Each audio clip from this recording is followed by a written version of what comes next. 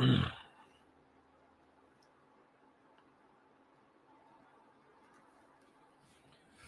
Everyone, नमस्कार, स्वागत आप सभी का मेरे प्यारे बच्चों। चलिए शुरू करें आज की चर्चा। कल क्लास हो नहीं पाई थी, आप लोगों को पता था कि टेक्निकल थोड़ा सा इशू हुआ था, जिसकी वजह से आपकी हिस्ट्री की क्लास भी प्रभावित हुई थी रवि रंजन सर की। चलिए, गुड इवनिंग बच्चा लोगों, क्या हालचाल, क्या क्या है आज। सबसे पहले एक बार निगाह डाल लीजिए, उसके बाद तो यानी कल और आज दोनों के एडिटोरियल्स हैं, काफी ज्यादा हैं। चलिए शुरू करें।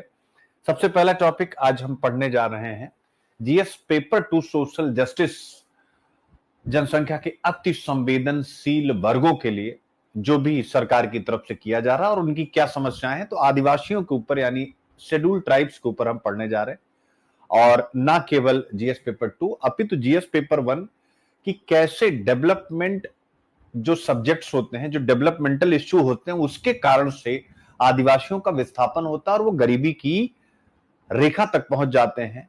जीएस पेपर 1 सोसाइटी गरीबी एवं विकासात्मक विषय, उसको भी इसके साथ जोड़ेंगे। 2020 में आपसे इसे पूछा कि आर्थिक समृद्धि के बिना सामाजिक न्याय संभव नहीं, यानी आप एक जीडीपी बड़ा करते रहें तभी सोशल जस्टिस हो पाएगा।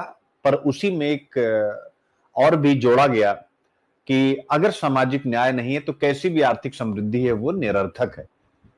तो आज इस विषय को भी हम लोग यानी जोड़ करके देखेंगे। काफी कुछ है। GS paper 1 society, GS paper 2 social justice, GS paper 3 economics में इंक्लूसिव ग्रोथ यानी समावेशी समृद्धि, और इसके साथ साथ इंटरनल सिक्योरिटी। माओवादी अभियान जो सरकार की तरफ से किए जा रहे हैं, उस माओवादी अभियान यानी वामपंथी जो उग्रवाद है उसको रोकने के लिए जो भारत सरकार की तरफ से कार्य किए जा रहे हैं, उसके कारण भी आदिवासियों का विस्थापन हो रहा है। तो इंटरनल सिक्योरिटी के साथ भी इसे हल्का सा जोड़ूंगा। जीएस पेपर 4 एथिक्स, अगर आदिवासियों के लिए हम बेहतर नहीं कर पा रहे तो कहीं ना कहीं यह एक नैतिक चिंता का विषय, लोक प्रशासन में नैतिकता की दृष्टि से चिंतनीय विषय है।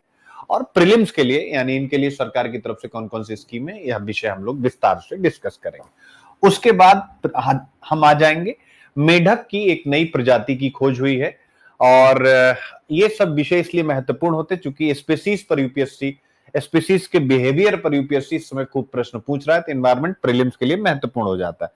इसके बाद आर्टिफिशियल इंटेलिजेंस पर हिंदू का आर्टिकल है, और ना जाने कितनी बार हम लोग कर चुके हैं, इसलिए हमने लिख दिया कि भाई ऑलरेडी डिस्कस्ड है या नॉट इंपॉर्टेंट है। तो ये सारी चीजें आप देख सकते हैं, अमेरिका का टैरिफ वगैरह सारी चीजें हम आपको करा चुके हैं। तो ये हो गए आपके। फिर आज का एक बड़ा अच्छा टॉपिक है प्राइमरी हेल्थ केयर पर, हिंदुस्तान का प्राइमरी हेल्थ केयर, जिस पर जीएस पेपर 2 सोशल जस्टिस शिक्षा स्वास्थ्य मानव संसाधन वाली श्रेणी में प्रश्न पूछा जा चुका है प्रोफेसर अमर्त्य सेन का स्टेटमेंट डालते हुए। और जीएस पेपर के अलावा ऐसे भी 2019 में आप देखेंगे प्राथमिक स्वास्थ्य एवं शिक्षा में पिछड़ापन भारत के पिछड़ेपन का कारण है। तो आज हम प्राइमरी हेल्थ केयर पर थोड़ी बहुत बातचीत करेंगे, इंडिया के हेल्थ स्ट्रक्चर पर बातचीत करेंगे। जीएस पेपर 2 जनसंख्या से संबंधित विषय, जीएस पेपर 2 सोशल जस्टिस मैंने बता दिया, GS paper 3 inclusive growth, GS paper 4 ethics की निगाह से यानी शासन प्रशासन में नैतिकता, और ऐसे के लिए इसे हम लोग बातचीत करेंगे मेरे प्यारे बच्चों। इसके बाद V2G टेक्नोलॉजी क्या है, इसको हम विस्तार से पढ़ेंगे, विशेषकर प्रीलिम्स के लिए, लेकिन इसमें विज्ञान और गवर्नमेंट पॉलिसीज को भी लेकर के हम चलेंगे, और ऐसे तो सब में आएगा। इसके अलावा आप देख सकते हैं यानी स्टार्टअप इकोसिस्टम पर एक प्रश्न पूछा है, ट्रम्पोनॉमिक्स पे, ये सारी चीजें हम रेगुलर करते आ रहे हैं। एआई लगातार हम करते आ रहे हैं, तो इस पर बहुत ज्यादा जोर नहीं देंगे। एक बड़ा अच्छा टॉपिक आज का मेरा बड़ा फेवरेट है मेरे प्यारे बच्चों। क्या आपने कभी सोचा या आपके दिमाग में आया स्वच्छता उद्योग, क्लीनिनेस इंडस्ट्री, जैसे आप पढ़ते ना उद्योग, अनेकों प्रकार के उद्योग हमारे देश में है, चाहे कपड़ा उद्योग हो या इसी प्रकार के अन्य बहुत से उद्योग, वैसे ही स्वच्छता उद्योग की आवश्यकता है। बड़ा बढ़िया, बड़ा ही इनोवेटिव टॉपिक है, जिसको हम पढ़ेंगे जीएस पेपर 1 ज्योग्राफी के हिसाब से, जीएस पेपर 2 मेरे प्यारे बच्चों कि अगर ये कपड़ा उद्योग आता है तो किस प्रकार से यह सामाजिक न्याय की तरफ लेके जाएगा। जीएस पेपर 3 स्वच्छता उद्योग, GS paper 3 mobilisation of resources का उदाहरण, और साथ ही इस प्रकार की नई चीजें कहीं ना कहीं जो लोक प्रशासन है, अगर इसको स्थापित किया जाता है तो लोक प्रशासन में नैतिकता की दृष्टि से भी बड़े महत्वपूर्ण विषय होते हैं ऐसे के लिए। फिर इसके बाद डीप टेक स्टार्टअप आप लोगों को कितनी बार करा चुका हूं, फिर वही टॉपिक आ गया है। इसके अलावा आज का अगला टॉपिक अगर आप बिजनेस लाइन देखें, chief governance officer, corporate governance में एक रिफॉर्म हम पढ़ने जा रहे हैं। चीफ गवर्नेंस ऑफिसर बहुत बढ़िया टॉपिक है, जीएस पेपर 4 एथिक्स के लिए भी है और जीएस पेपर 2 गवर्नेंस के लिए भी है, और ऐसे के लिए तो हम इसको यूज ही करेंगे। इसके अलावा एक और बहुत बढ़िया विषय आया हुआ कि भारतीय मौसम विभाग किस प्रकार से मौसम का पूर्वानुमान करता है और कितना सटीक होता है। यह सटीकता क्या यूनिवर्सल देश के सभी रीजन्स में समान होती है या नहीं होती है। तो जीएस पेपर 1 ज्योग्राफी, जिस आईएमडी के पूर्वानुमान पर ज्योग्राफी में प्रश्न पूछा भी गया है। जीएस पेपर 3 पर्यावरण भी है, इकोनॉमी भी है, और उसके साथ साथ ऐसे की निगाह से हम बातचीत करेंगे कि विज्ञान एवं प्रौद्योगिकी स्वाभाविक है राष्ट्र की उन्नति में किस प्रकार सहायक होता है। फिर इसके बाद हम आगे बढ़ेंगे और फिर से प्रीलिम्स के लिए पढ़ेंगे। दुनिया का पहला बाजार बना है जो प्रीलिम्स के लिए आपके लिए बहुत महत्वपूर्ण, वर्ल्ड का पहला market for particulate emission trading. जरा देखिए, पार्टिकुलेट एमिशन की ट्रेडिंग होगी, दुनिया का पहला बाजार गुजरात में बना। क्या है? प्रीलिम्स के लिए हम विस्तार से बातचीत करेंगे। इसके अलावा प्रीलिम्स के लिए पढ़ेंगे टाइप 5 डायबिटीज। तो टाइप 5 डायबिटीज को मेरे प्यारे बच्चों एक अलग रोग के रूप में मान्यता दी गई है, डायबिटीज की एक अलग कैटेगरी बनाई गई है। तो इस पर प्रीलिम्स में आपसे प्रश्न पूछा जा सकता है क्योंकि हिंदुस्तान डायबिटीज की कैपिटल है। फिर इसके बाद हम पीआईबी पर आएंगे मेरे प्यारे बच्चों, और wild life institute of India के ऊपर या national mission for clean Ganga के ऊपर हम प्रीलिम्स की निगाह से चर्चा करेंगे। और फिर पढ़ेंगे हमारे यहां विरासत का संरक्षण कैसे हो रहा, उससे जुड़ा प्रीलिम्स का फैक्ट क्या है। इस विषय पर हम लोग विस्तार के साथ बातचीत करेंगे। फिर इसके बाद हम लोग आगे बढ़ेंगे और मेरे प्यारे बच्चों फिर हम लोग आगे बढ़ेंगे, डाउन टू अर्थ पे आ जाएंगे। जेम्स वेब टेलीस्कोप ने कुछ रिसर्च किया है, तो उस रिसर्च और जेम्स वेब टेलीस्कोप के बारे में पढ़ेंगे प्रीलिम्स में। यहां से आपसे प्रश्न पूछा जा सकता है। फिर क्लाइमेट चेंज के कारण ओडिशा के ऋषिकुल्या में ओलिव रिडले जो पैदा हुए हैं उनको लेकर के कुछ जानकारी फॉर प्रीलिम्स हम लोग पढ़ने जा रहे हैं। एक रिपोर्ट आई है। इसके अलावा देवचा कोयला परियोजना चर्चा में है, तो कहां पर है? पश्चिम बंगाल में है। प्रीलिम्स के लिए हम इस देवचा कोयला परियोजना पर भी एक विस्तृत चर्चा करेंगे। और आज की चर्चा की शुरुआत आदिवासियों के लिए अस्थायी बंदोबस्त का आह्वान। मुद्दा क्या है, एक बार आप निगाह डालिए, फिर इसकी विस्तृत चर्चा हम लोग करते हैं। मेरे प्यारे बच्चों, यहां कहा गया है कि जो माओवादी हैं वो कई कारणों से विस्थापित हैं, और उन कारणों में जो दिया गया है आदिवासी संघर्ष। कहां पर? यानी माओवादी एरिया में जो माओवादी संघर्ष है उसके कारण से आदिवासियों को भी अपने जीवन से जुड़ी आवश्यकताओं के लिए संघर्ष करना पड़ रहा है।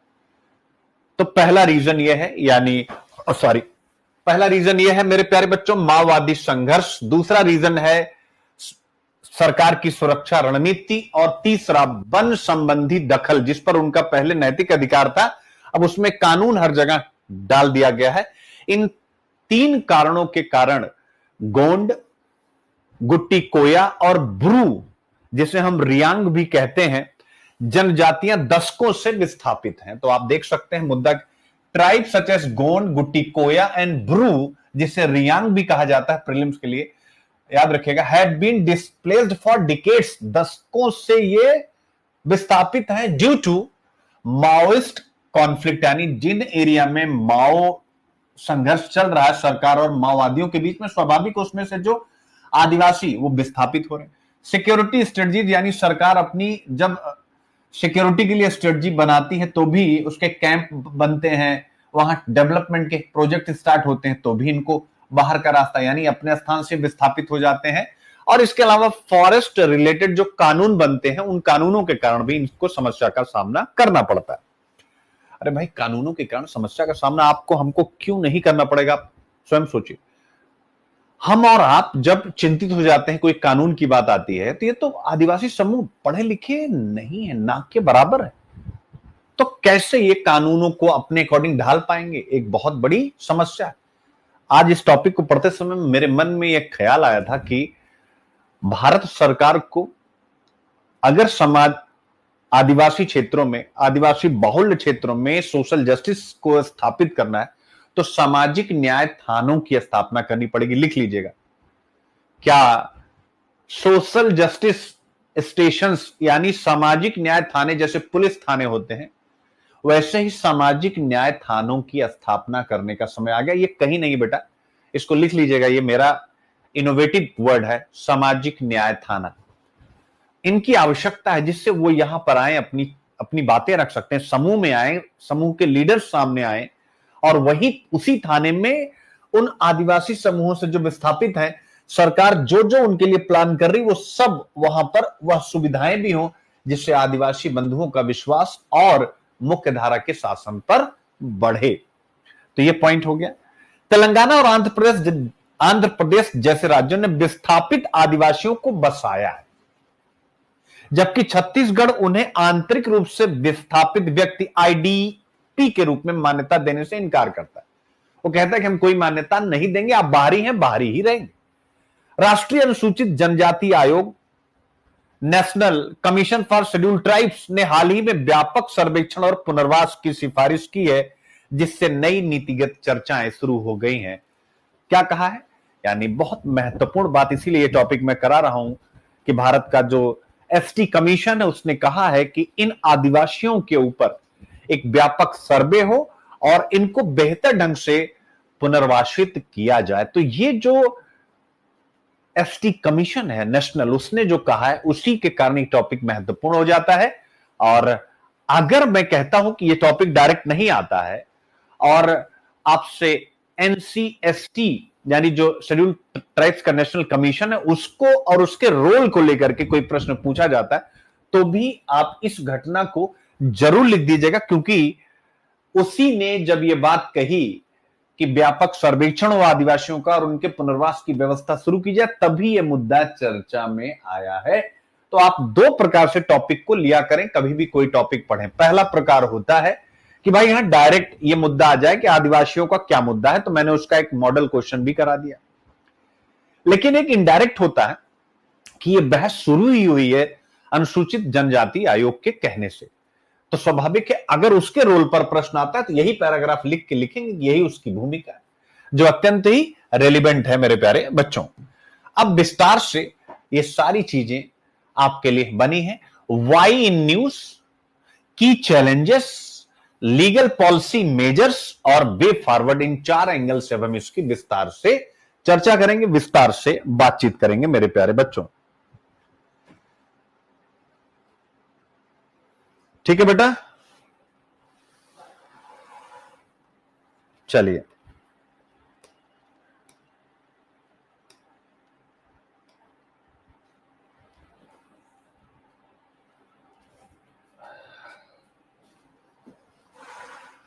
अनिल बेटा अभी आप पहले पढ़ लीजिए, फिर अभी बात करते हैं। पहला आज काफी ज्यादा टॉपिक है, ठीक है, तो पहले एक बार इसको खत्म कर लिया जाए, फिर उसके बाद।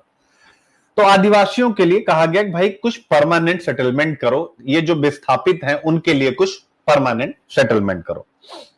तो आपने पढ़ ही लिया है, बताने की जरूरत नहीं है मुझे, फिर से यही मुद्दा है। एक बार सब बच्चे बताएं, मुद्दा बिल्कुल क्लियर हो गया है।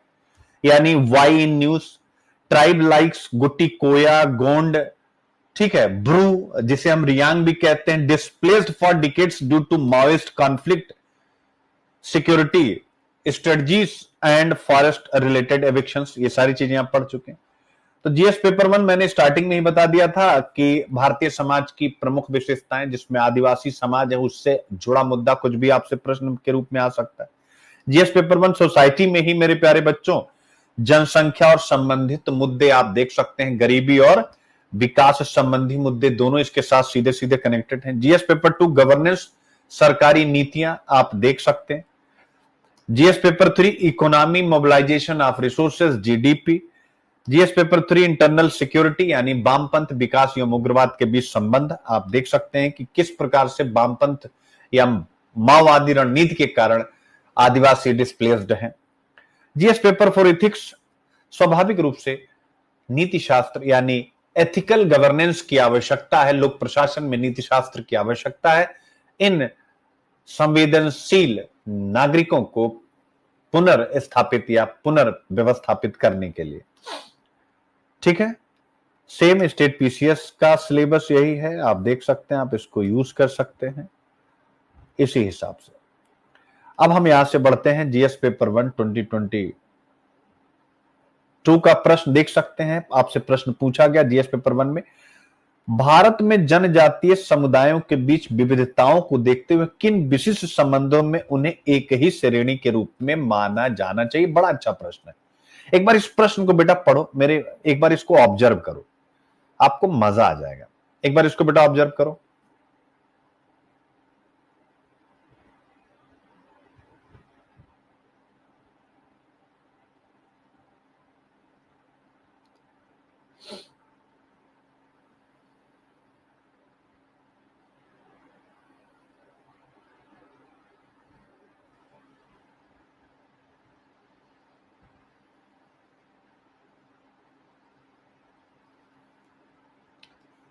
अनिल, मेंस का कोर्स अभी बता दूंगा।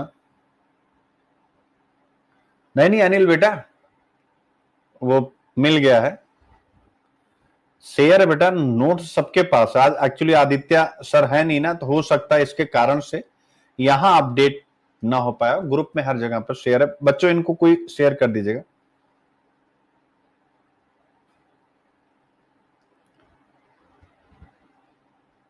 हो गया, आपने प्रश्न पढ़ा? एक बार सब बच्चे बताएं।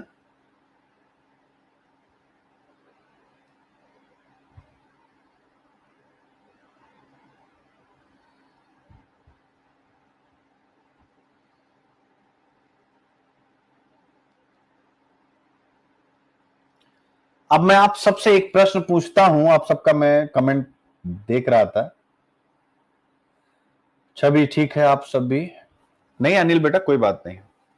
अब आप सब मेरे प्यारे बच्चों मुझे ये बताएं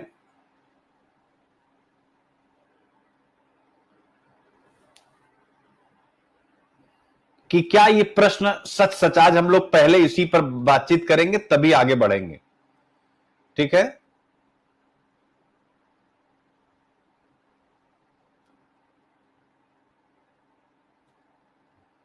एक बार इस पर बातचीत करते हैं।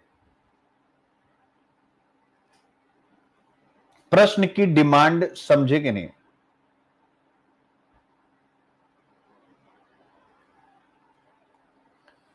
ठीक है, श्लोक जो किया बेटा पहले पढ़ लो, आप लोग पुरानी बातों को लेकर के बैठ जाते। मेरे प्यारे बच्चों, इस प्रश्न की डिमांड अब मैं बताने जा रहा हूं। मैं देखना चाहता था कि आप लोग क्या इस डिमांड तक पहुंच पाए। मेरे प्यारे बच्चों, यह प्रश्न दो भागों में, देखिए सीखना है और फिर इस टॉपिक से उसका आईक्यू, यह प्रश्न दो भागों में, दो पार्ट्स में बटा है। पहला मेरे प्यारे बच्चों एक फैक्ट की बात कर रहा है कि भारत में जनजातीय समुदायों के बीच विविधता है, जैसे भाषा के आधार पर है कि नहीं है। दूसरा भूगोल के आधार पर, ईस्ट वेस्ट नॉर्थ साउथ, अभी आपने 3 जनजातियों के बारे में यही पढ़ा। फिर इनकी आर्थिक स्थिति, इनकी सामाजिक स्थिति, इनकी सांस्कृतिक पहचान, इनका धार्मिक व्यवहार और इनके यहां विकास की अवस्था। तो आप देख सकते हैं, यानी पहला पार्ट वो कह रहा है विविधता। तो क्या आप विविधता समझ पाए कि भारतीय समाज में जनजातियों के बीच विविधता है? और आप देख सकते हैं सारी विविधता आपको बता दी गई। तो पहली चीज होगी। दूसरा चीज, इस क्वेश्चन की जो मेन डिमांड है या जिसे हम कोर डिमांड कहेंगे, वो ये है, कह रहा कि इतनी विविधता के बाद भी क्या उन्हें एक ही श्रेणी के रूप में माना जाए?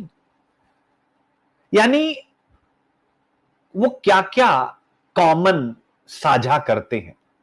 जैसे बिल्कुल आप कहेंगे कि ठीक है विविधता है, लेकिन उनके संवैधानिक अधिकार एक जैसे हैं। संविधान ने एक ही अधिकार दिया सभी आदिवासी समूहों को। उनका एक्सप्लॉयटेशन की एक हिस्ट्री रही है, ये भी वो लोग साझा करते हैं। और जिसके बारे में मैंने आपको यहां पर पढ़ाया, 3 जनजातियों का जिक्र किया जो सरकार की रणनीतियों के कारण, विकास और सुरक्षा दोनों की, माओवादी संघर्ष के कारण विस्थापित है। तो शोषण का उनका अपना एक इतिहास रहा। तीसरा, पिछड़ापन उनका इन सब में कॉमन है, नीति का लाभ भी एक प्रमुख मुद्दा है जो आदिवासी सभी समूहों तक बेहतर स्तर पर नहीं पहुंच रहा है, इत्यादि इत्यादि। तो जी हम कह सकते हैं कि इनके आधार पर हम उन्हें एक समूह मान सकते हैं। तो जिस पिछड़ेपन के कारण हम उन्हें एक समूह मान सकते हैं, जिस शोषण के कारण उन्हें एक समूह मान सकते हैं, क्या आज वही टॉपिक मैं आपके सामने डिस्कस कर रहा हूं कि नहीं कर रहा हूं मेरे प्यारे बच्चों? फटाफट बताइए।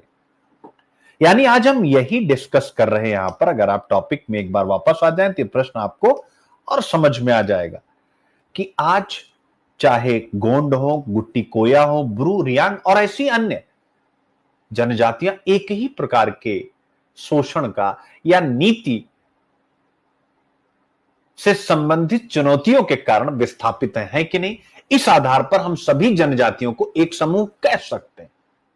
भाषाई विविधता है, भौगोलिक विविधता है, अन्य अनेकों प्रकार की विविधता, लेकिन तब भी एक स्तर पर वो सब कॉमन है। और यह जो टॉपिक है उस बात की पुष्टि करता है। समझ में आया कि नहीं? एक बार सब बच्चे कमेंट करके बताएंगे जिससे कि मुझे यह लगे कि आप सब समझ पा रहे हैं। तो इसी प्रकार से जनजातियों पर 2021 में आप देख सकते हैं, उसमें ट्राइबल नॉलेज सिस्टम के ऊपर क्वेश्चन पूछा गया। तो स्वाभाविक आज ट्राइबल नॉलेज सिस्टम के ऊपर हम कोई बात नहीं करें, लेकिन बस आपको दिखा रहे हैं कि आप देख सकते हैं कैसे आपसे प्रश्न पूछे जाते हैं मेरे प्यारे बच्चों। ट्राइबल सिस्टम के ऊपर भी आप कैसे प्रश्न देख रहे हैं और उसे आप पढ़ने की कोशिश भी करेंगे। यानी जब मेंस की तैयारी कराऊंगा देन ये सारी चीजें भी आप लोगों को विस्तार से कराऊंगा। तो हमेशा आता भारत में। अब देखिए, आदिवासियों को अनुसूचित जनजाति क्यों कहा जाता है? मैं आप सभी बच्चों से पूछना चाहता हूं, कितने बच्चों को यह पता है? मुझे बड़ा मजेदार ये लगेगा अगर आप लोग इसको बता पाएंगे। चलो बताओ, देखता हूं कौन कमेंट करता है। चलो भाई, डिबेट करो बेटा। लाइव क्लास का मतलब यही होता है, डिबेट।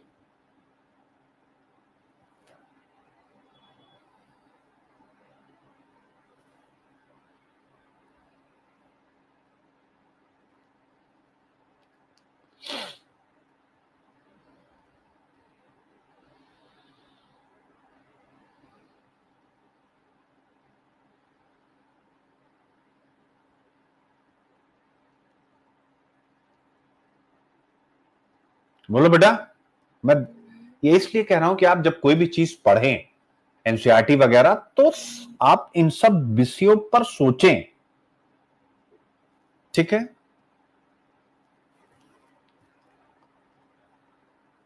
तो मेरे प्यारे बच्चों, जैसा छवि कह रही है कि सर जिन्हें सूचित नहीं किया गया हो, प्रतिष्ठा अम्बेश कह रही है क्योंकि उन्हें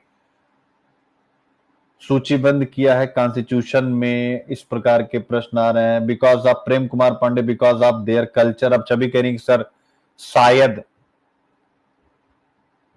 ठीक है? नहीं, अनुसूचित जनजाति क्यों कहा गया है? तो प्रतिष्ठा अम्बेश का आंसर थोड़ा सा करीब करीब आ रहा है। आर्टिकल 342 मेरे प्यारे बच्चों आपको याद रखना है, अनुच्छेद 342 के तहत राष्ट्रपति द्वारा जो भी अधिसूचित जनजातियां हैं जो सामाजिक आर्थिक रूप से पिछड़ी हो, उन्हें अनुसूचित जनजाति कहा जाता है। तो एक कॉन्स्टिट्यूशनल बेस है आर्टिकल 342 के तहत। दूसरा, जो ऐतिहासिक रूप से उपेक्षित जाति, यानी जो औपनिवेशिक काल से शिक्षा, स्वास्थ्य, इन सब में पिछड़ी है। सांस्कृतिक विशिष्टता, यानी आदिवासियों की अपनी भाषा, परंपरा, रीति रिवाज, इसलिए भी इनको कहा जाता है मेरे प्यारे बच्चों। और राजनीतिक उद्देश्य भी होता है, यानी अफर्मेटिव एक्शन, पॉजिटिव एक्शन के अंतर्गत एक विशिष्ट श्रेणी में रखकर उनका विशेष संरक्षण किया जाता है। यही सारी बात है। और फिर संविधान में क्या क्या है? आर्टिकल 15(4), आर्टिकल 46 राजनीतिक प्रतिनिधित्व में, आर्टिकल 330, 332 प्रशासनिक अनुच्छेद 244, ये सब आप पढ़ लीजिएगा। भूमि वन अधिकार के लिए एफआरए एक्ट 2006, पेशा 1996, सब आगे लिखा हुआ है। अन्य योजनाएं जैसे वन बंधु कल्याण योजना, एकलव्य मॉडल स्कूल, ट्राइफेड, वो सारी चीजें। तो मेरा कहने का मतलब है कि यहां पर लगातार प्रश्न आता है, वामपंथी उग्रवाद पर प्रश्न आया, उसके क्या इंपैक्ट होते हैं, तो यह एग्जाम्पल आप डाल देंगे, तो इसलिए मैंने जीएस पेपर 3 भी लगा दिया था। तो वही है मेरे प्यारे बच्चों, the invisible victim of counter insurgency, आतंकवाद या विप्लव कुछ भी लिख लीजिएगा, जो वामपंथी क्षेत्रों में उठ रहा है, उसके काउंटर इंपैक्ट आदिवासियों पर आ रहे हैं। वही 3 पॉइंट यहां पर डिस्कस किया गया है मेरे प्यारे बच्चों। यानी वामपंथी उग्रवाद के खिलाफ भारत की लड़ाई में विशेष रूप से बस्तर और दंडकारण्य क्षेत्रों में आदिवासी आबादी का रणनीतिक उपयोग हुआ है। सहयोगी भी हैं और पीड़ित भी हैं, आप देख सकते हैं। रणनीतिक हेमलेट प्रोग्राम ने लगभग 50,000 गोंड आदिवासियों को विस्थापित कर दिया, जो वियतनाम युग की आतंकवाद विरोधी रणनीतियों के समान था। यानी कहने का मतलब है कि जैसे आप वामपंथियों को हटाने के लिए अगर कोई कार्य कर रहे हैं, तो स्वाभाविक रूप से यहां पर एक समस्या है कि आप आदिवासियों को भी विस्थापित कर रहे हैं और उनकी कोई खोज खबर आप नहीं ले रहे हैं। ठीक है, ठीक है बच्चों, क्लियर है?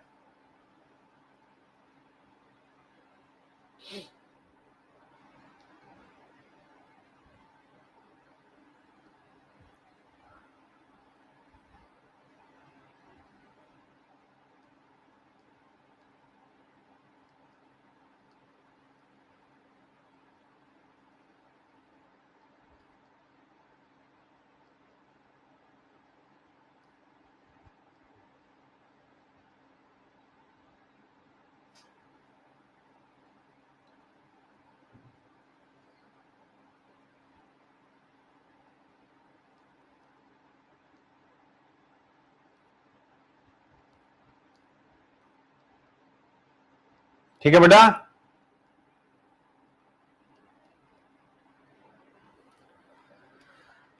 तो यही है, यानी सरकार की वामपंथी जो रणनीति है उसका एक डिसएडवांटेज हमारे सामने ये है मेरे प्यारे बच्चों, याद रखिएगा। ठीक है, पॉइंट इज क्लियर?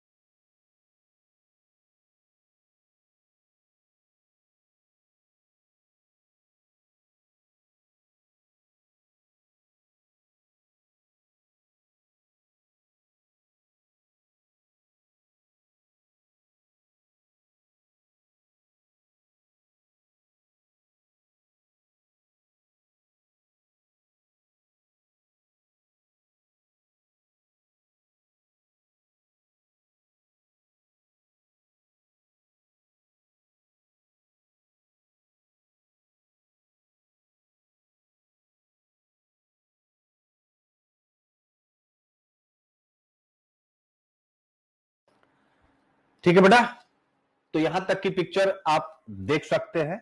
अब timeline of displacement and recurrent neglect, Prem कह रहे हैं कि सर क्या ये एथिकल डायलेमा? नहीं, एथिकल डायलेमा इसे सरकार मानती नहीं, तो हम क्यों माने। ठीक है, 1949 में, 1960 के दशक में, 2005 में, यानी पूरी विस्थापन की एक लिस्ट दे दी गई। तेलंगाना क्रांतिकारियों से लड़ने के लिए कोया आदिवासियों को विशेष कांस्टेबल के रूप में भर्ती किया गया। मिजोरम में रणनीतिक हेमलेट कार्यक्रम, ठीक है, ये सारी चीजें आप एक बार देख लेंगे। फिर प्रभावित जनजातीय समुदाय, कौन जनजाति किस क्षेत्र में है, उनकी वर्तमान स्थिति क्या है। बच्चों जो मैंने पेपर बताया था, यानी कि इनमें विविधता है, तो विविधता कैसे देख सकते। गोंड प्रभावित हुए बस्तर छत्तीसगढ़ में, क्यों? क्योंकि माओवादी विरोधी प्रयासों में भाग लिया। अभी भी कानूनी भूमि अधिकारों का अभाव है। गुट्टी कोया तेलंगाना आंध्रा में ये बेचारे चले गए और इनको भी जो आईडीपी का दर्जा मिलना था वो नहीं मिल पा रहा। ब्रू रिंग या रियांग मिजोरम से विस्थापित, त्रिपुरा में अस्थायी रूप से पुनर्वासित। तो ये सारी बातें हैं। और सबसे बड़ी मुसीबत है आईडीपी के लिए राष्ट्रीय कानून का आवा, यानी अगर मैं छत्तीसगढ़ से आंध्र प्रदेश चला जाऊं और मैं आदिवासी हूं और वहां मैं रह रहा हूं, सेटल हो गया हूं, तो यहां पर सेट होने के लिए, यानी आंतरिक रूप से विस्थापित व्यक्तियों के लिए देश में कोई कानून नहीं, राष्ट्रीय कानून नहीं। भारत आंतरिक विस्थापन पर संयुक्त राष्ट्र मार्गदर्शक सिद्धांतों का भी हस्ताक्षर करता नहीं है मेरे प्यारे बच्चों। तो इसके अर्थ क्या है? विस्थापित आदिवासी कानूनी पचौड़ में फंस जाते, ना तो गृह राज्य द्वारा उनका प्रवास किया जाता और ना ही मेजबान राज्यों में उन्हें एकीकृत। यही समस्या। तो जो मैंने स्टार्टिंग बता दिया, वन अधिकार अधिनियम 2006 सुरक्षा देता है लेकिन पूरी सुरक्षा नहीं। उसके कुछ धारा और प्रावधानों का जिक्र है। धारा 3(1)(m), यदि आदिवासियों, तो ये टेक्निकल पार्ट, इसको आप पढ़ लेंगे, इसमें मुझे कुछ बताने लायक है बच्चों, एक बार मुझे बताएं, ये तो टेक्निकल पार्ट है। जनजातीय दर्जे से इनकार, तेलंगाना और आंध्र प्रदेश गुट्टी कोया को प्रवासी मानते हैं तथा उन्हें एसटी का दर्जा देने से इनकार करते हैं, ठीक है ना। लीगल कॉन्स्टिट्यूशनल प्रोविजन आप देख सकते हैं, यानी कानूनी एफआरए एक्ट, पेशा अधिनियम, अनुच्छेद 21, अनुच्छेद 244 प्लस अनुसूची 5, अनुच्छेद 275, अनुच्छेद 338A, ये सारी चीजें हैं जो आपको देखनी। राजनीति में विरोधाभास, ठीक है। ब्रू जनजातियां त्रिपुरा में, गुट्टी कोया आदिवासी, इनको लेकर के इन राज्यों की अप्रोच क्या है। फिर आदिवासियों का सामरिक और सामाजिक महत्व क्या है। Inter generational impact, new generation old burden, इसका सिद्धांत क्या है। एक नई पीढ़ी उभरी है, वो यहीं रहना चाहते हैं और मुख्य धारा के समाज में एकीकृत होना चाहते हैं। यानी मान लीजिए मैं विस्थापित होके छत्तीसगढ़ से आंध्रा गया, तो मेरे जो बच्चे हुए अब वो आंध्रा में ही रह गए और वहीं पर रहना चाहते हैं, लेकिन आंध्रा की सरकार उन्हें प्रवासी मानती है, एसटी नहीं दे रही है दर्जा। तो ये सारी बातें। फिर राष्ट्रीय अनुसूचित जनजाति आयोग की भूमिका, उसी ने सर्वेक्षण की बात कही जो मैंने आपको पहले बताया। उसके बाद उसने रिकमेंडेशन क्या क्या दी, सर्वे करें, गुट्टी कोया को आईडीपी के रूप में, यानी आंतरिक रूप से विस्थापित आदिवासी के रूप में मान्यता दें। ये सारी चीजें उसने कही हैं, इसको आप एक बार पढ़ें। सरकार क्या कर रही है मेरे प्यारे बच्चों, तो एफआरए कानून 2006, ब्रू पुनर्वास योजना, वनबंधु कल्याण योजना, पीएम जनमन योजना, जनजातीय अनुसंधान संस्थान। संवैधानिक नैतिक, अब देख सकते हैं एथिक्स वाला, एंड गवर्नेंस के फैक्टर क्या, संवैधानिक नैतिकता, संघवाद, नीति, शासन विफलता, इन सब को इसके साथ जोड़ दिया गया है। आगे का रास्ता क्या क्या करना चाहिए। आदिवासी आईडीपी को एक कमजोर श्रेणी के रूप में मान्यता देना, एफआरए के तहत अस्थायी निपटान को सक्षम करना, मेजबान राज्यों में एसटी मान्यता का विस्तार करना, जनजातीय आईडीपी का एकीकृत डेटाबेस बनाना। आप देख सकते हैं मेरे प्यारे बच्चों, और एक बेहतर कंक्लूजन। और फिर उसके बाद यूपीएससी से लिंकेज भी बता दिया गया है। जीएस पेपर, GS1 से ट्राइबल इशू पूछ सकता है, जीएस पेपर 2 गवर्नेंस, और इन सब में जनजातियों के लिए क्या किया गया वो पूछ सकता है। कैसे पूछ सकता है। माओवादी विरोधी अभियानों में अपनी महत्वपूर्ण भूमिका के बावजूद विस्थापित आदिवासी समुदाय हाशिए पर रह रहे हैं। गुट्टी कोया जैसे आंतरिक रूप से विस्थापित आदिवासी समूहों के सामने आने वाली चुनौतियों की जांच करें और उनके अस्थायी पुनर्वास के लिए एक रूपरेखा सुझाएं। Despite their pivotal role in the anti Maoist operation, यानी इन्होंने सरकार की मदद की। Displaced tribal community continue to live on margins, examine the challenges faced by internally displaced tribal group like Gutti Koya and suggest a framework for their permanent rehabilitation. So introduction, challenges faced by displaced tribals, framework for permanent interpretation और conclusion, आप इसको बढ़िया से निपटा लीजिएगा। फिर prelims का भी क्वेश्चन आपके सामने आ गया, यानी आप देख सकते हैं national commission for scheduled tribes को लेकर के, पेशा को लेकर के, ठीक है, भूरिया कमेटी को लेकर के, एफआरए एक्ट को लेकर के प्रश्न बना दिया गया है कि एक साथ आप सारी चीजें पढ़ सके। ठीक है, यूपीएससी ट्रैप पॉइंट भी यहां पर बना दिया गया। ठीक है बेटा, ढेर सारे प्रश्न हो गए, तो आई थिंक कि आप सब इस टॉपिक को हैंडल कर लेंगे। एक बार बच्चे बताएं, आप सब ये टॉपिक हैंडल हो जाएगा बच्चों? फटाफट बताएं भाई, टॉपिक हैंडल हो जाएगा? कहीं से कोई इश्यू? ठीक है, अच्छा हो जाएगा। और बच्चे बताएं, ठीक है, आज अगर हो जाएगा तो एक चैलेंज आप लोगों को दूं। मेरे बच्चे, अब आप इस प्रश्न को पढ़िए, प्राथमिक स्वास्थ्य देखभाल, और मुझे बताइए क्या पीछे हमने प्राथमिक स्वास्थ्य देखभाल पर विस्तार से चर्चा की है कि नहीं की है? एक बार मुझे बताइए, पहले इस मुद्दे को पढ़िए। सभी बच्चे बताएंगे, जो नए बच्चे भी होंगे, एक बार आप पढ़िए। मैं ये देखना चाहता हूं ना कितना आपको रिकॉल है मेरे प्यारे बच्चों। ठीक है, चलिए बताइए।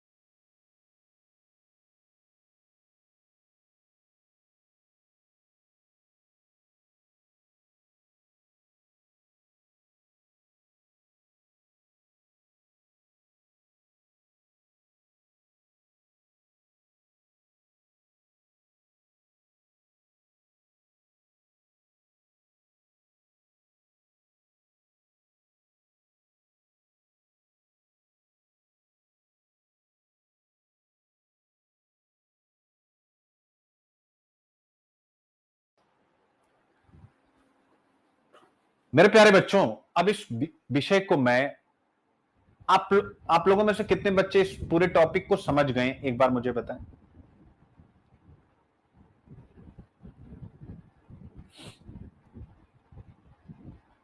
आप लोगों में से कितने बच्चे इसे समझ गए, इस पूरे टॉपिक को? लगभग सभी ने कहा। अब इसको मैं अपने ढंग से एक बार ओवरऑल समराइज कर देता हूं, फिर आप एंजॉय करिए। ऑलमोस्ट सभी। अब चलिए मैं इसको एक नए ढंग से आपको समझाता हूं। मैं आपसे एक प्रश्न पूछता हूं कि अगर एक बच्चा गांव में बीमार होता है और मां के पास ना तो दवा खरीदने के पैसे हैं, ना पास में अस्पताल है, क्या वो बच्चा बीमार हुआ या वो लोकतंत्र असफल हुआ? बताइए, क्या वो बच्चा बीमार हुआ या वो लोकतंत्र असफल हुआ? जी हां, बच्चा बीमार हुआ लेकिन लोकतंत्र असफल हो गया। यही मेरे प्यारे बच्चों 2019 में यूपीएससी ने आपसे पूछा था, प्राथमिक स्वास्थ्य में पिछड़ापन भारत के पिछड़ेपन का कारण है। तो प्राथमिक स्वास्थ्य सेवा होती क्या है? यह वह सेवा है जो स्थानीय स्तर पर आपको मिलती है, बीमारी आने से पहले ही आपको सुरक्षित रखे। यह वह सेवा होती है, सस्ती होती है, आपके घर के पास होती है। आज ये क्यों जरूरी हो गया, यही विषय यहां पर चर्चा में है। Diabetes, high blood pressure, depression, तनाव, एंटीबायोटिक रेजिस्टेंस, तो वही सारी बातें बताया गया कि भारत में सरकारी स्वास्थ्य खर्च सिर्फ जीडीपी का 1.3%। कितनी बार करा चुका हूं आप लोग, मतलब सोच के बताओ, ना जाने कितनी बार करा चुका हूं, नहीं करा। तो बस आज समझिए, एक बार इसको प्रैक्टिस के लिए फिर से दे दिया हूं। तो आईक्यू वाईपी लिखा है, देख सकते हैं भाई, जीएस पेपर 2, ठीक है, जनसंख्या संबंधित मुद्दे, जीएस पेपर 1 गवर्नेंस, सरकारी नीतियां, इकोनॉमी ऑब्वियस है। अगर हमारे लोग कमजोर तो जीडीपी कमजोर, जीएस पेपर फॉर एथिक्स या व्यावसायिक नैतिकता की दृष्टि से भी उचित नहीं है। सेम यूपी पीसीएस और उसी हिसाब से बिहार पीसीएस। तो ये सारे क्वेश्चन आप देखेंगे। यानी कहने का मेरा मतलब यह है कि अच्छा, एक बार बताना कि क्या इन प्रश्नों से जुड़ जाता है, जैसे जो टॉपिक मैं आपको पढ़ने के लिए कहता हूं, ठीक है?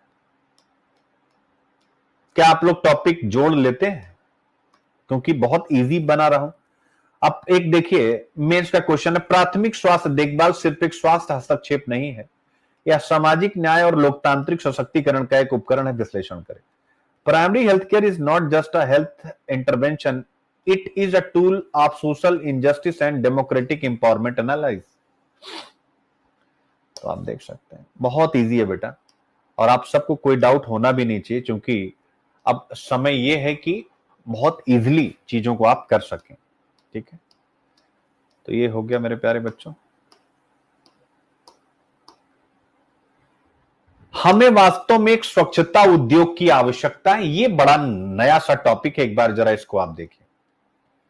हमें एक स्वच्छता उद्योग की आवश्यकता है, जरा इस विषय को आप लोग पहले पढ़िए।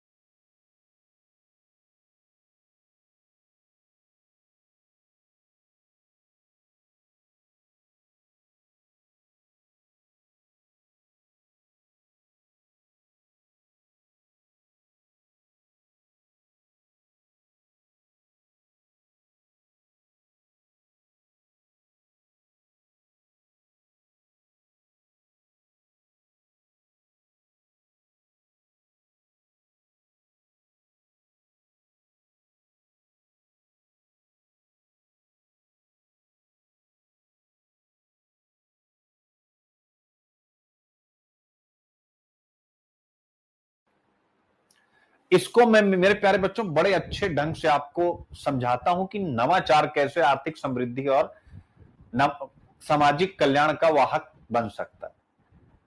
बड़ा बढ़िया लिखा हुआ आपके सामने कि जब हम शराब पर टैक्स लगाते हैं क्योंकि वह सिन गुड है, यानी पाप वस्तु है, तो क्या हम स्वच्छता को प्रोत्साहन नहीं देंगे क्योंकि वह वर्चू गुड है, पुण्य की वस्तु है? बिल्कुल देना चाहिए। तो यहां पर यही कहा गया कि स्वच्छता अब नैतिक नहीं है, स्वच्छता एक आर्थिक उपाय है। यानी यह केवल एक नैतिक जिम्मेदारी नहीं, यह एक सर्विस सेक्टर, इकोनॉमी में 3 सेक्टर होते हैं, सर्विस सेक्टर से जुड़ी हुई। जैसे स्वास्थ्य, शिक्षा और बैंकिंग इंडस्ट्री बनी है, वैसे ही समय आ गया स्वच्छता भी एक इंडस्ट्री बन सकती है। अब बताओ, ये नया विचार है कि नहीं? तो यही कहा गया कि जब हम स्वच्छता पर खर्च करते हैं तो इससे रोजगार पैदा होता है। जैसे प्रधानमंत्री अगर स्वच्छता पर फोकस है, तो आप हर जगह स्वच्छता के लिए कर्मचारियों की नियुक्ति करेंगे कि नहीं करेंगे? ऑफिस बनाएंगे कि नहीं बनाएंगे? उनके लिए आवश्यक गुड्स खरीदेंगे कि नहीं खरीदेंगे? सफाई के सारे उपकरण। तो अगर ऐसा करेंगे तो स्वाभाविक है लोगों को रोजगार मिलेगा, जीडीपी बढ़ेगी। यही सारी बातें, और फिर इसमें 3 बड़े अच्छे उदाहरण दिए हैं, यानी सैनिटेशन माइक्रो एंटरप्राइजेस, स्वच्छता सूक्ष्म उद्यम, ये महिलाओं के लिए सरकार बनाए। इसके अलावा स्वच्छ टेक, यह स्टार्टअप सरकार शुरू कराए। यही सारी बातें यहां पर बताई गई। यानी बिना पूंजी के ये रोजगार और जीडीपी बढ़ाने, बहुत कम पूंजी के साथ हम स्वच्छता को बढ़ा सकते हैं। स्वच्छता है तो स्वास्थ्य भी सबका उत्तम है, तो स्वाभाविक है बीमारियां नहीं होगी, राष्ट्र पर बोझ भी नहीं बढ़ेगा। तो सेम वही स्वच्छता वाला, तो इसको हमने स्वच्छता उद्योग की आवश्यकता बहुत बढ़िया से आपको बना दिया है। क्या है, क्यों है, कब है, कहां है, कौन है, कैसे है, आप बहुत इजीली इसको कर ले जाएंगे। अलग से इसमें बहुत ज्यादा दिमाग लगाने की जरूरत नहीं है। और फिर एक मॉडल क्वेश्चन है, और ये इस पर देखिए डायरेक्ट क्वेश्चन कुछ नहीं आ गया, इसीलिए मैं स्पीड से इन सब टॉपिक को खत्म कर देता हूं। जिसमें उम्मीद होती है आने की, उस पर डिटेल में जाता हूं। तो ये आपको बस इसलिए समझा दिया, नैतिकता वैतिकता पर कभी कुछ आए तो इसको आप एज अ इनोवेटिव आइडिया के रूप में लिख दीजिएगा। तो उस पर मैंने एक मॉडल क्वेश्चन बना ही दिया जिससे आपका टॉपिक क्लियर हो जाएगा। अब चीफ गवर्नेंस ऑफिसर्स की जरूरत है, ये बड़ा अच्छा टॉपिक, एक बार इसको भी पढ़िए, ये अच्छा टॉपिक है, ठीक है, अच्छा टॉपिक है।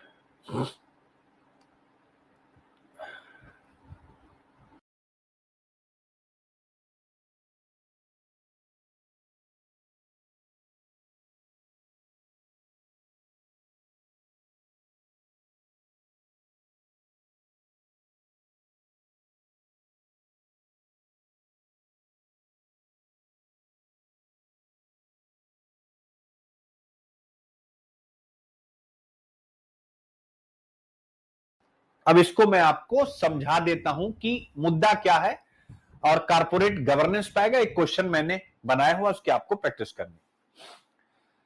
मेरे बच्चों, यहां कहा गया कि भारत में सिर्फ कानून का पालन काफी नहीं है। अब संस्थान जितने भी कारपोरेट्स हैं यानी कंपनियां हैं, उनकी एथिकल ओवरसाइट, नैतिक निगरानी की जरूरत है कि वो क्या करते हैं और क्या नहीं करते हैं, क्या घोटाले करते हैं नहीं करते हैं। तो आखिर इसकी आवश्यकता क्यों पड़ी कि एडिटोरियल राइटर ये कह रहे हैं कि भारत में सिर्फ कानून का पालन काफी नहीं है, अब संस्थानों की नैतिक निगरानी होनी चाहिए। क्यों ऐसा कह रहे हैं? वर्तमान में मेरे प्यारे बच्चों, कोई भी कारपोरेट होता है, उसमें हर एक कारपोरेट में कंप्लायंस ऑफिसर होता है, सीओ बोलते हैं उसे, जो कंपनी के यानी जो चीफ एग्जीक्यूटिव ऑफिसर होते हैं उसके अधीन होते हैं, स्वतंत्र नहीं होते। कंप्लायंस ऑफिसर यानी आपको सरकार की किन किन चीजों का पालन करना चाहिए या आपको जितने भी स्टेक होल्डर हैं उनके हितों को किस प्रकार से देखना चाहिए। तो कंप्लायंस ऑफिसर स्वतंत्र होता नहीं है और कंपनी के सीईओ के अधीन होता है। जब स्वतंत्र नहीं होता, कंपनी के सीईओ के अधीन नहीं होता, और सॉरी कंपनी के सीईओ के अधीन होता है, तो स्वाभाविक रूप से वो स्वतंत्र निर्णय ले ही नहीं पाएगा। तो वो केवल कानूनी प्रक्रिया को देखते हैं, नैतिक रूप से अगर कंपनी में कुछ गलत हो रहा है तो उसको रोक नहीं पाते। और सरकारी संस्थानों में तो कंप्लायंस ऑफिसर जैसा कोई पद ही नहीं। मान लीजिए आप आईएएस हैं तो आपके डिपार्टमेंट में कोई कंप्लायंस ऑफिसर जैसा पद ही नहीं है।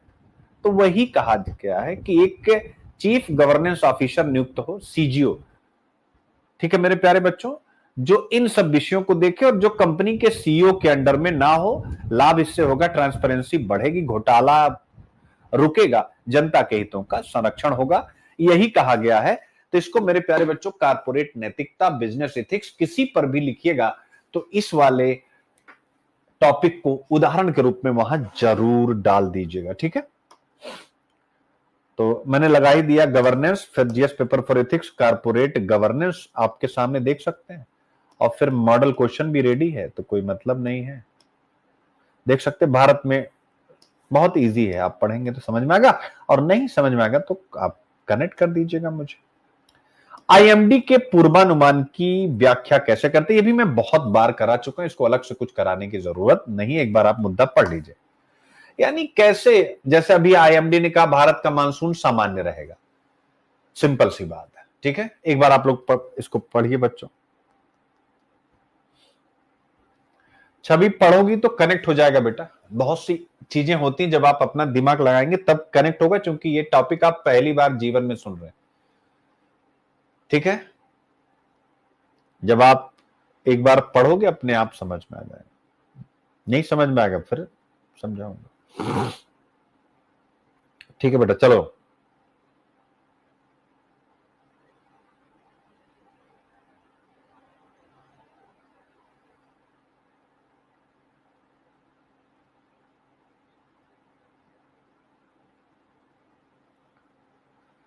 सब चीजें इजी है, थोड़ा अपना दिमाग लगाइए बेटा। इस बीच यही कोशिश कर रहा हूं कि बच्चे अपना दिमाग लगाएं, जो नहीं आएगा वो मुझसे पूछें तो बेहतर हो जाएगा, ठीक है। अब यहां पर जो बात उठाई गई है, भारतीय मौसम का अनुमान लगाने का जिम्मेदार संस्थान आईएमडी है, ये पता है आपको, नंबर 1 थी। अब ये दूसरी चीज, करंट की न्यूज, उसने कहा इस बार का मानसून सामान्य रहेगा।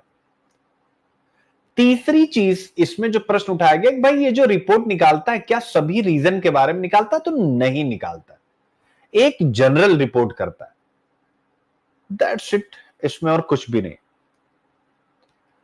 ठीक है, तो आईएमडी के बारे में मैंने स्टार्टिंग में ही बता दिया था, कुछ भी नहीं है। और आप जब ये प्रश्न पढ़ेंगे, इसी प्रश्न की देखिए, क्या सामान्य मानसून की भविष्यवाणी भारत की खाद्य सुरक्षा और मूल्य स्थिरता सुनिश्चित करने के लिए पर्याप्त है, स्पष्ट करें। इसको आप स्वयं पढ़ें। आज मैं बोझ डाल रहा हूं क्योंकि मैं कल आप सबके डाउट लूंगा। सैटरडे को एक बार मैं बैठना चाहता हूं, समझिए एक प्रकार से टेस्ट है, आप सब पास होते हैं कि नहीं। कल हम लोग 1-to-1 ऐसे यहीं पर चर्चा करेंगे, यानी कल सैटरडे स्वाभाविक लेक्चर होता नहीं, तो अपन बैठ करके बातचीत करेंगे। इसीलिए आज ये समझिए होमवर्क है, और कोई भी बच्चा अगर समझ जाए, जैसे मैं ये चाहता हूं कनिष्क कटारिया की तरह, क्योंकि देख बेटे रिजल्ट तभी है, अभी हम आप लोग टीचर पे एकदम डिपेंड हो गए, कनिष्क कटारिया की तरह कि कोई भी चीज अगर नहीं समझ में आ रही तो एक बार हम स्वयं सर्च करें, क्या गूगल पे जाएं, क्या अपने अंदर की खोजी प्रवृत्ति को बाहर करना। अगर आप पहले अटेम्प्ट में एक्चुअल में सफलता चाहते हैं, आपको क्यों लगता है हिंदी मीडियम बच्चे 5वां 6ठा अटेम्प्ट क्यों लेते हैं आईएएस बनने में, और बन गए तो बन गए, नहीं तो नहीं भी बन पाते। क्यों ऐसा होता है?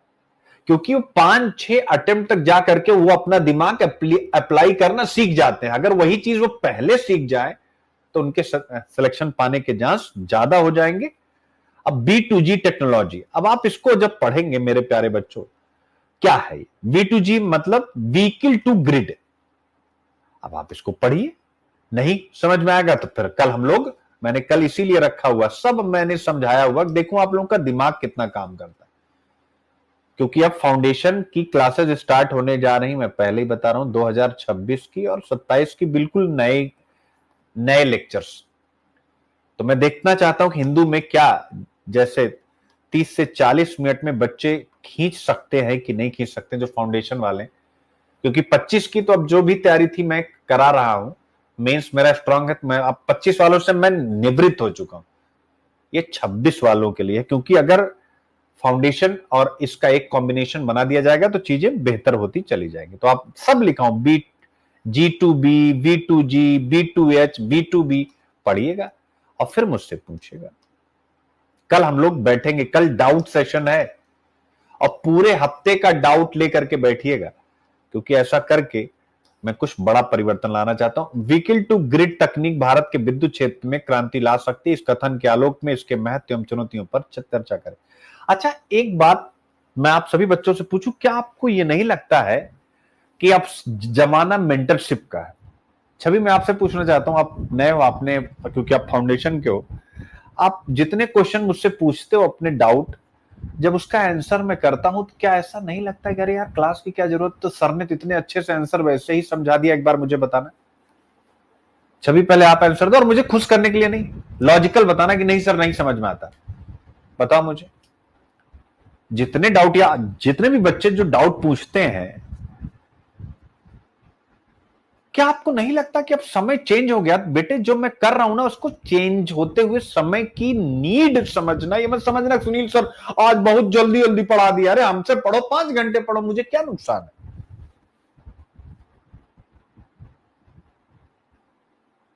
लेकिन मेरे बच्चे अब समय को भी तो मैनेज करोगे। बहुत, ये इसलिए क्योंकि ये कंटेंट बनाने में मुझे सुबह 3 घंटे, फिर से लिख लीजिएगा, हिंदू की क्लास 1 घंटे 1.5 घंटे में 3 घंटा मुझे लगता है, और लगभग 6 से 7 घंटा मेरी टीम को, 9 घंटे में जाकर के पीडीएफ 177 पेज की, 150 पेज की रोज तैयार होती। बनाता मैं ही हूं कंटेंट। मेरे यहां बेटा कोई दावा नहीं कर सकता कभी भी, हिंदू की क्लास पिछले जब से पढ़ा रहा हूं मैं स्वयं तैयार करता हूं। तो जब मैं बनाता हूं ना, मुझे, मैं उसको हर चीज पढ़ करके इजी इजी डाल देता हूं जिससे बच्चा फंसे ना। आप सब मुझे बताएं, क्या किसी एक आध टॉपिक कभी कभार की बात छोड़ दी जाए, तो क्या आप सब इन किसी टॉपिक में फंसते हैं? आज मैं आप सबसे पूछना चाहता हूं,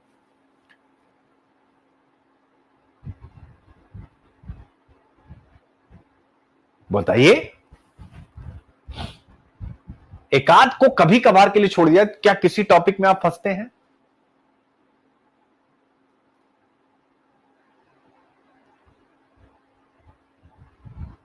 सभी बच्चे लिखो। तो मेरे बच्चे क्यों नहीं फंसते? क्योंकि मैं ही कंटेंट बनाता हूं, तो मैं चीजों को जहां मुझे लग जाता है ये बच्चा फंसेगा उसको मैं इजी कर देता हूं, ठीक है।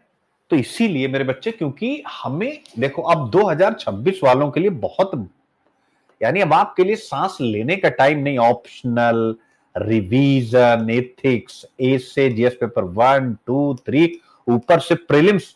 तो आप सबको पता ही होगा कि अब आप लोगों का 26 मई से मैंने अनाउंस कर दिया, कल परसों से ऐड आना स्टार्ट हो जाएगा। 26 मई से 2026 के प्रीलिम्स की तैयारी स्टार्ट कराने जा रहा हूं, पूरा एक साल। सोचो आप लोग गोल्डन एज में हो, एक साल मुझसे प्री पढ़ोगे मेरी टीम से, आप कहां खड़े होगे, और वो भी टेस्ट सीरीज के साथ। नॉट टेस्ट सीरीज हम बाद में नहीं कराएंगे, और बिल्कुल नहीं 2025 की टेस्ट सीरीज यहां नहीं आएगी, ये ध्यान रखिएगा।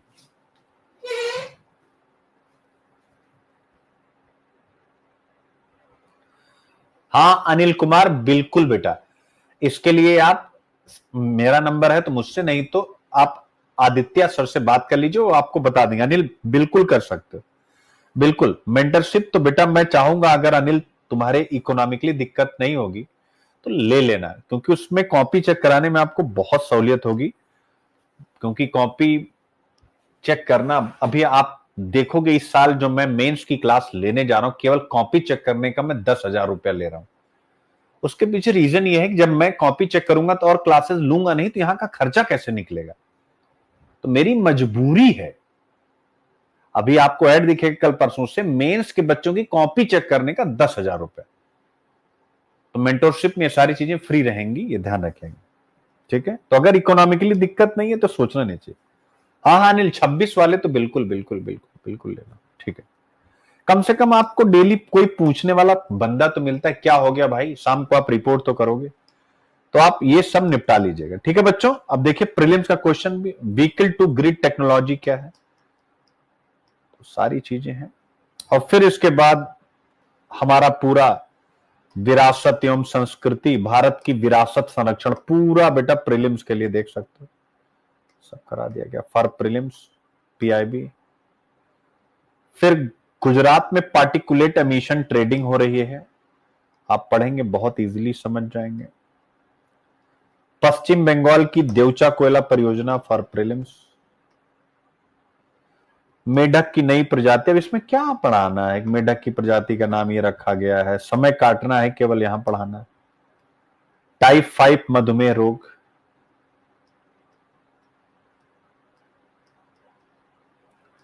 डाउन टू अर्थ में जेम्स वेब टेलीस्कोप के ऊपर आप देख सकते हैं। तो ये सारी चीजें हैं बेटा, इसको निपटा लीजिए, सारी चीजें आपके लिए तैयार है, ठीक है। थैंक यू बच्चों। नहीं फंसता अन्नू यादव, बहुत बढ़िया, बस खूब मेहनत करो बेटा, और कम समय टीचर का, यानी मैंने जो प्लान भी बनाया है, ध्यान से सुन लेना सभी नए बच्चे जो एडमिशन लेने भी जा रहे हो। अनिल 2026 के लिए या 2027 के लिए ध्यान से समझना, 40 मिनट लेक्चर, 40 मिनट रिवीजन, यही पैटर्न रहेगा, यानी क्लास चलती रहेगी, मैं केवल 40 मिनट लूंगा और आप 40 मिनट रिवीजन करेंगे अपने घर में कसम खाकर। यानी 1 घंटा 20 मिनट की क्लास मेरी सारी होगी, जिसमें 40 मिनट मैं लेक्चर करूंगा और 40 मिनट आप रिवीजन, हर एक सेशन यही होगा। क्योंकि हो क्या रहा कोचिंगों में, 1 घंटा 20 मिनट हमें ही पढ़ा रहे हैं, आपको क्या टेंशन है, सुनील सर सब पढ़ा दे रहा है, अरे भाई तुम रिवाइज नहीं करोगे फेल हो। तो ये मैं तुम्हारे लिए कर रहा हूं, लेकिन अपने लिए भी कर रहा हूं कि मुझे अब रिजल्ट करना है। तो 25 में जो रही सही कसर रह जाएगी, वो 26 में मैं नहीं करना चाहता हूं। तो जैसे छवि आप सब लोग हो, Monika, each and every one, Annu, कि आप लोग 26 में ही क्लीन कर जाओ, ये मेरा अपना लक्ष्य है, इसलिए इस प्रकार की तैयारी पर फोकस कर रहा हूं। हाँ तो अन्नू आ जाओ, मेंटरशिप में आ जाओ, कोई दिक्कत नहीं, मत लो बैच, कोई जरूरत नहीं, आप मेंटरशिप में आओ। मैं तो खुद ही कह रहा हूं, अगर आप मेंटरशिप में आते हो तो ये कोचिंग करने से बच जाओगे, ये जो आपका टाइम जा रहा है आप पूरा बच जाओगे। इनफैक्ट ऑप्शनल वगैरह पढ़ने ही नहीं दूंगा।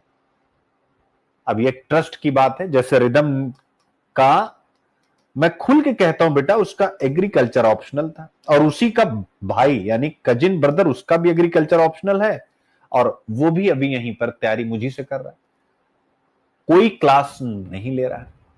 आप मेरे मेंटरशिप के जितने बच्चे हैं, लकी, मैं नाम सबको बताता जाता हूं, लकी हरियाणा की लड़की है, इसका सोशियोलॉजी इसने कहीं क्लास नहीं ली है, मैं ही सोशियोलॉजी ऑप्शनल भी करा रहा हूं। तो अब आप स्वयं चिंतन कर सकते हैं कि ये क्यों हो रहा है और कैसे हो रहा है।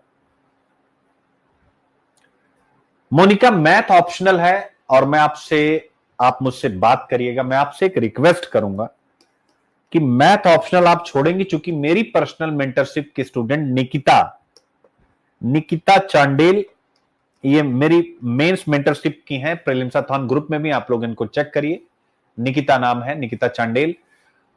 उसने मैथ लिया, समस्या है बहुत बड़ी, किताबें नहीं है, टीचर नहीं है, इवेल्युएशन का सिस्टम नहीं है।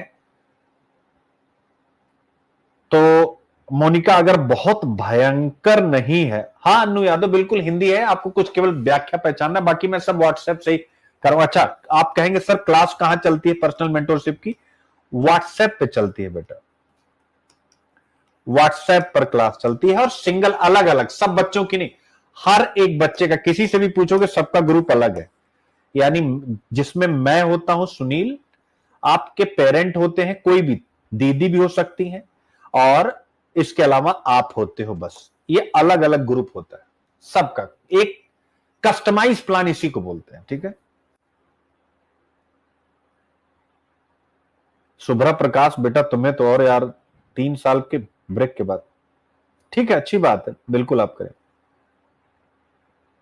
अनिल, तब तो और अच्छा है बेटा, नौकरी करते हो तो और राहत है, तुम्हारे पास तो और भी टाइम की कमी, तब तो तुम्हें मेंटरशिप के अलावा कुछ जाना ही नहीं चाहिए।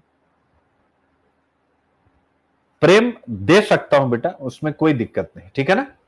मैं केवल शेड्यूलिंग करता हूं, किताबें आप मार्केट से उठाते हैं, नोट्स आप उठाते हैं, डेली आप अपडेट करते हैं, मुझसे कंटेंट मांगते हैं, मैं अच्छा कंटेंट उस पर दे देता हूं, ठीक है। शुभ्रा कोई बात नहीं बेटा, ऑब्वियस है, घर की परिस्थितियों के हिसाब से करना पड़ता।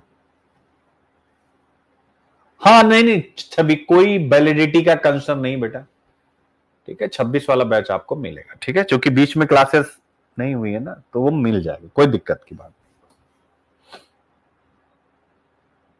ठीक है, ओके बच्चों, बाय, थैंक यू।